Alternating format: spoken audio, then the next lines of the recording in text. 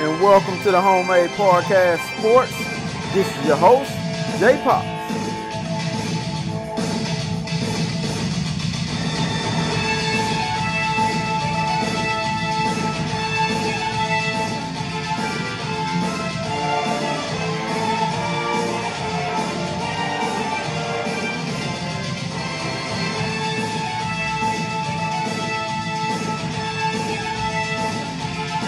Welcome back to the Homemade Podcast Sports. This is your host, J Pops. Guys, before I get started,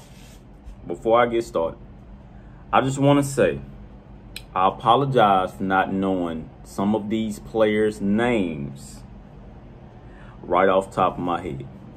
Okay? Please understand that when I give out information on anything, that is legit. I'm not just making up numbers and topics here. I don't like reading scripts because I want to be honest and real with you. And that's the reason why I named this podcast the Homemade Podcast Sports. Hell, you can tell from my back wall that this is all at home. Guys, this is all homemade.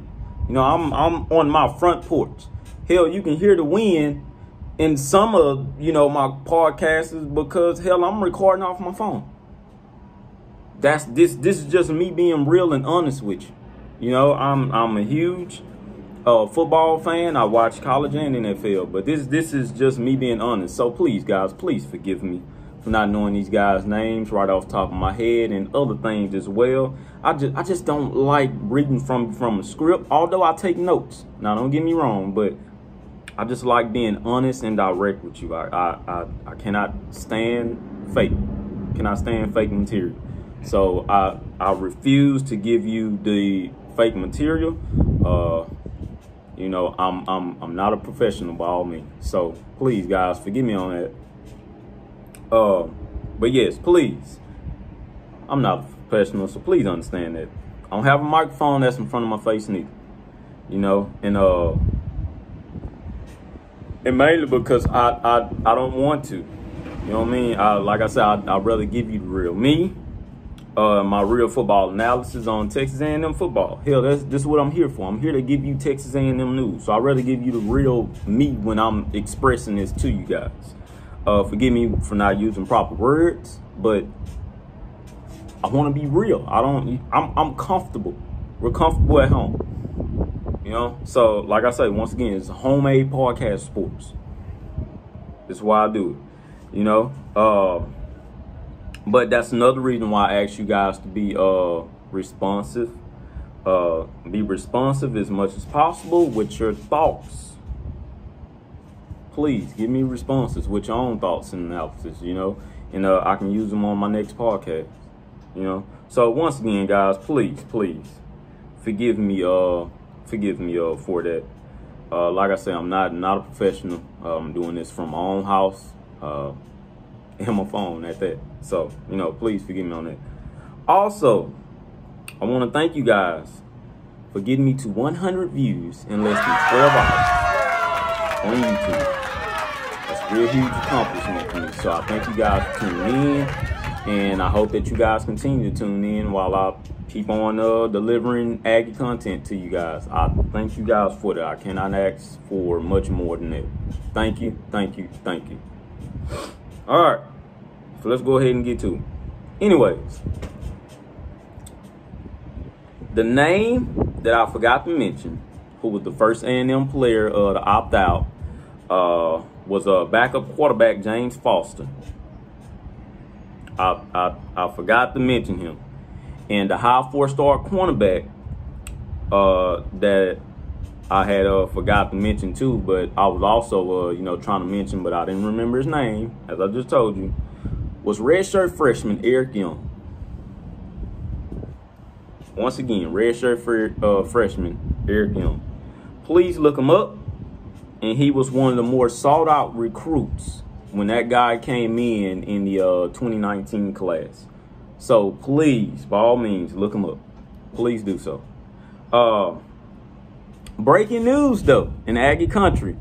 One of our fellow guys, another defensive back.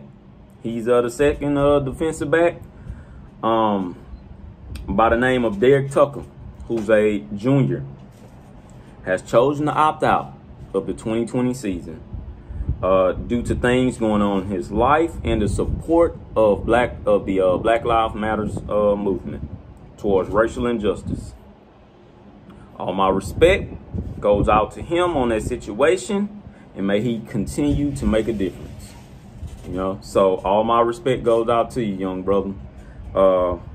Keep on doing what you got to do, and if you decide to come on back next year, hey, come on back next year. But yeah, that's breaking news. That's another guy, one of the third guys that has chosen to opt out for the Texas A&M Aggies this year. So what this means is guys like Jalen Jones, who I've been raving about, who's the 5-star freshman that's coming in 2020 class. Jalen Jones, Eric Young, who I just mentioned, Brian George, who was a junior college transfer that was a part of the 2020 class also. Jordan Moore, who people keeps on forgetting about. He's a safety by all means, but he's still a defensive back, so I'm pretty sure he can play both sides, corner and safety. But he was a part of the 2018 class, along with Leon O'Neal. He was a part of that tandem. He hasn't been out there yet, but I'm pretty sure we're going to see him this year. I don't know how I forgot about him, but yes, Jordan Moore and others will now have a huge chance to show what they can really do. The Aggies' depth is extremely deep this season, and which is what I've been raving about all summer long. And now this is the chance to put it all on the field. Put it on the field and show it, in my opinion. Also, what I do want these guys that's opting out to realize, and please guys, do not take this the wrong way when I say this. But what I want you guys to realize is this. Is that with the talent that was recruited over the last 3 years, when you guys come back in 2021, you guys just may not have a starting job. I'm sorry, you know, hey, like I said, I want to be real with you guys, but you guys just may not be a starter in 2021. Depending on how this season goes, and if these guys come in and make an impact, and just like how in which I know for sure, then you guys just may not have a starting spot next year, which is crazy to me. At this challenging times, some of this stuff is just out of our control, and I do not blame you guys for opting out. You know, I'm with you guys all the way. But what I do want you guys to realize, and I'm not the first one to say this, but what I do want you guys to realize is this: you guys may not have a starting job when you guys come back next year. Please keep that in mind. That ain't telling you guys to, oh, well, maybe I'm gonna go ahead opt back in. No, that ain't saying that. I'm just saying, just don't be surprised at that. Okay, please don't be surprised. That's all I'm saying. With these last 3 recruiting cycles, it's been some guys that came in on these recruiting cycles that waiting to get a chance to come out there. So this year may be the year, and this isn't just for Texas A&M. This is for all teams. Do not get that twisted. This is for all teams, even the NFL. So I just want you guys to know that and realize that, man. Just don't be shocked and surprised. All right. On to another topic. What I'm hearing from a couple of my podcasts that I listen to on a daily basis, which is the Cover 3, that SEC podcast, Barton and Bud, you know, just name a few of them, is that if Daryl Dickey can get this offense to be top 15 through 20, then the Aggies are in for something special this season. For the 2020 season, the Aggies are in for something special. That's not coming from me, although I've been saying that. But now I'm starting to hear it a whole lot now. That's not just coming from me, guys. I want you to know that. I'm starting to hear it from other sources now. You know, hey, if those guys come in, I mean, if if Derrick Dickey lays out a plan out there that fits Kellen Mond and other skill set, I'm just saying, if it's top 15 to 20 offense, in for a long while. Also, if the Mon Demons, Kellen Mond, Osman, and Spiller can all click, then watch out. Because I'm hearing that these guys are in camp doing the food. What I mean by that is those guys are exceeding expectations in fall camp right now. Okay, we didn't have a spring. I believe they're about to have a spring scrimmage today, if I'm not mistaken. But all I'm saying is this: just be on the lookout, man. I've been trying to prove my point for the longest, and I'll be damned if I'm not going to be correct this year. That's all I'm saying. Just be on the lookout for that. But if all of those guys can click, you know, then hey man, it's going to be in for a long stretch of this offense. A good long stretch though. Not no LSU style type of offense. I'm so tired of everybody trying to compare that to, oh, we're going to be LSU. No. You know, LSU was a special dynamic team that probably won't never happen to another 20 to 30 years or something. But like I said, I'm hearing some positive from out of camp, especially from out of Demon DeMoss, who goes by the name Hollywood, by the way. In case you guys didn't know, that is his nickname, Hollywood. Okay? If you guys don't know why his name is Hollywood, please, I suggest that you guys go and go to 247 2020 recruiting. You know, that's 2020 recruiting class. I suggest you guys go and look at that film and see why they call him Hollywood. Matter of fact, I'm gonna break down the film for you. On one of them, I believe they were at something. I don't know if it was a 7-on-7 or what, but they were somewhere, and these were all of the top guys, you know, around the nation. And there was a guy that was talking so much crap to him. Oh, you know, man, look at that. Take that off your head. You ain't gonna do nothing. They got out there, put them up against each other one-on-one. What did he do? Caught a full-blown touchdown on him and ran a route that was out of this world. All you seen was a guy behind him trying to catch up with him. Got embarrassed, okay? So I'm just giving you a perspective of what Hollywood will bring. And now I'm hearing people talk about him as well.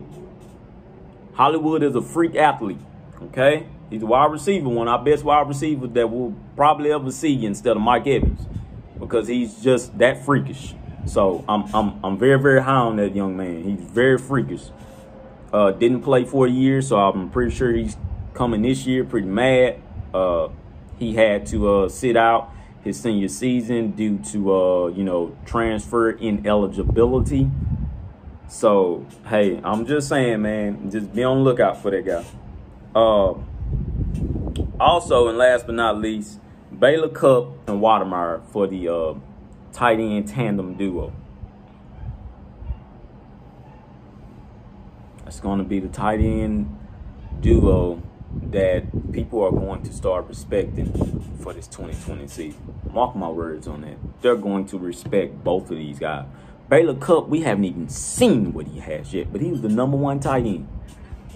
Watermeyer, we seen what he can do. He wasn't even #1 tight end in the nation.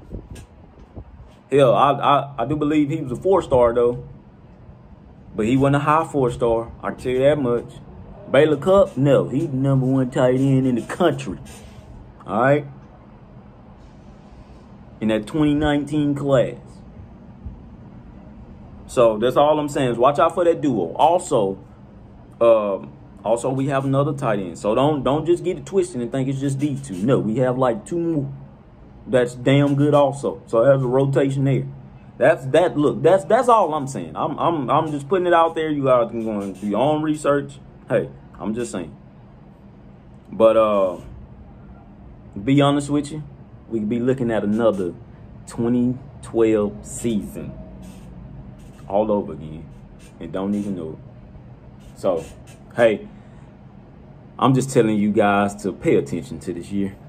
Pay attention. Get into it. Pay attention. The SEC has been put on notice, especially the West. That's all I'm saying. Thank you guys for tuning in to the Homemade Podcast Sports. Once again, this is your host, J Pops. Please, guys, hit that subscribe button. Also, follow me on Facebook at hashtag Homemade Podcast Sports, on Twitter at JPops05, on Instagram at JPops2020. Guys, thank you. I couldn't ask for much more. Once again, thank you guys for getting me up to 100 views on YouTube. Let's just continue to make this Aggie content go viral, because guys need to hear about us. I'm noticing on YouTube and in that much Aggie content, and I hate that a whole lot, because I look around the whole SEC and everybody has content except the Aggies. I don't know why, but we're putting this out there. Please, guys, let's make this thing go viral. Hashtag Eagle Maggots. And thank you guys for tuning in to the hashtag Homemade Podcast Sports. Please, guys, subscribe to the YouTube page, and also follow me on Twitter at JPops, on Instagram at JPops, and also on Facebook at hashtag Homemade Podcast Sports. Thank you guys once again. Hashtag Eagle Maggots.